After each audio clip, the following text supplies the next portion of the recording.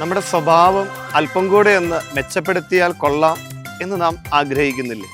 പ്രിയമുള്ളവരെ, പരിശുദ്ധാത്മാവ് വരുമ്പോൾ നമ്മുടെ സ്വഭാവത്തിൽ മാറ്റം വരുമെന്ന് വചനം നമ്മളെ പഠിപ്പിക്കുകയാണ്. അപ്പോസ്തല പ്രവർത്തനം 1-ാം അധ്യായം 8-ാം തിരുവചനം.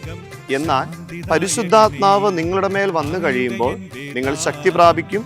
ജെറുസലേമിലും യൂദയ മുഴുവനിലും സമരിയായിലും ഭൂമിയുടെ അതിർത്തികൾ വരെയും നിങ്ങൾ എനിക്ക് സാക്ഷികളായിരിക്കുകയും ചെയ്യും.